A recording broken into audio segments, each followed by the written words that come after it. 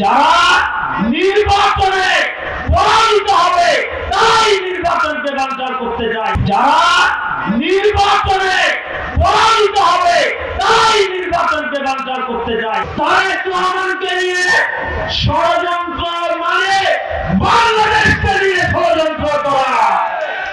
আমি মনে করি এই নির্বাচন পিয়ার পদ্ধতি যে নির্বাচন এটা প্রযোজ্য না।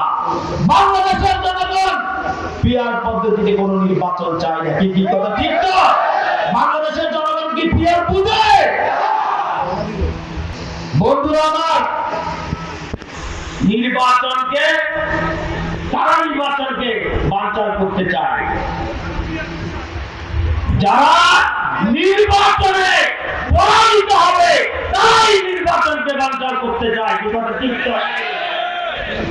বাংলাদেশের একমাত্র স্মার্ট সিটি বসুন্ধরা এখন আরো নিরাপদ, আধুনিকতায় আরো এক ধাপ এগিয়ে।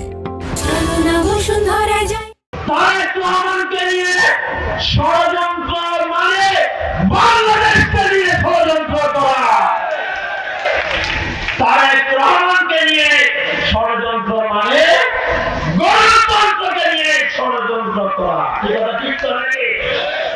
এই ষড়যন্ত্র চক্রান্ত রুখে দিতে হবে। কি কথা ঠিক তো নাকি? কোন উস্কানিতে পা দেওয়া যাবে না।